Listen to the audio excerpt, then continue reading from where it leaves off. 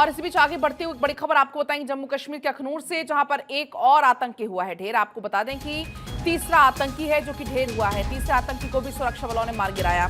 तो बड़ी जानकारी है, आपको बता दें कि 28 अक्टूबर को अखनूर में सेना की एम्बुलेंस पर आतंकियों ने फायरिंग की थी।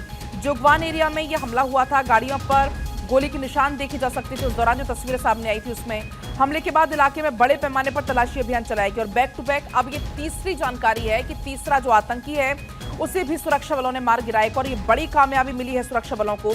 सेना और पुलिस ने एक आतंकवादी को पहले ही ढेर कर दिया था। सोर्सेस के मुताबिक अभी 2 आतंकवादी और छुपे हो सकते थे और इसी इनपुट के आधार पर लगातार सर्च ऑपरेशन चल रहा था सुरक्षा बलों की तरफ से। इससे पहले 28 अक्टूबर को अखनूर में सेना की एक एम्बुलेंस पर आतंकियों ने फायरिंग की थी। जोगवान एरिया में यह हमला हुआ था। आपको बता दें कि इसके बाद से लगातार तलाशी अभियान चलाया जा रहा था। सर्च ऑपरेशन और ज्यादा तेज कर दिया गया था।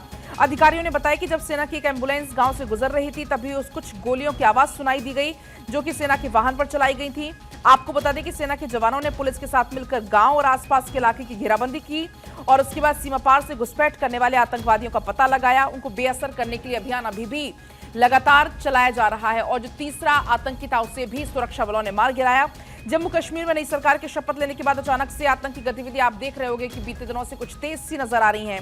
उमर अब्दुल्ला के शपथ लेने के बाद पिछले 12 दिन में आतंकवाद की 4 बड़ी वारदातें अब तक सामने आ गई हैं और जिसमें जवानों सहित 12 लोगों की जान चली गई है। आपको बता दें ताजा हमला हुआ है 24 अक्टूबर को जब आतंकियों ने बारामूला जिले के बोटा पत्थर गुलमर्ग इलाके में सेना के वाहन को निशाना बनाया और इसमें आतंकी हमले में 2 जवान शहीद हो गए थे। इलाके में सेना के लिए काम करने वाले 2 पोर्टर की भी मौत हो गई थी। उसके बाद से लगातार इस पूरे इलाके में घेराबंदी कर ली गई थी। सर्च ऑपरेशन चलाया जा रहा था। जो इनपुट्स मिल रहे थे उन इनपुट्स के आधार पर पूरे इलाके में सर्च ऑपरेशन चलाया जा रहा था और अब ये बड़ी सफलता मिली है। एक और आतंकी सुरक्षा बलों ने ढेर कर दिया है।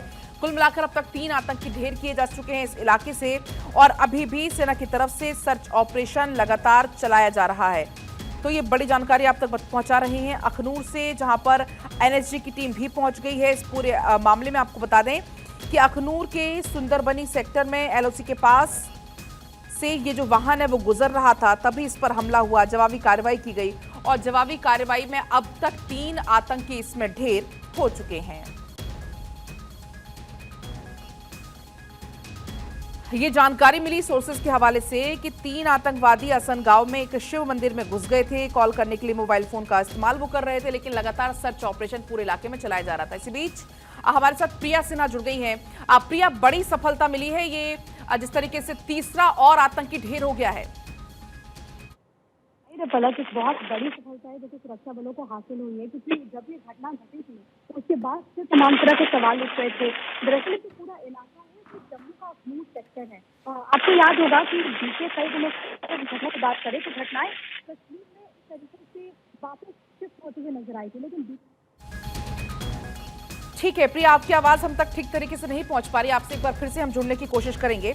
जिस तरीके से प्रिया भी अभी जानकारी दे रही थी कि अखनूर में जिस तरीके से सेना ने 3 आतंकी मार गिराए हैं, पूरे इलाके में सर्च ऑपरेशन चल रहा था और जानकारी ये मिली कि मंदिर में ये लोग छिपे हुए थे और वहां पर ही घेराबंदी करके आतंकियों को मौत की घाट उतार दिया है। आपको बता दें कि सेना के ऑपरेशन की एक-एक अपडेट आप तक हम पहुंचा रहे हैं।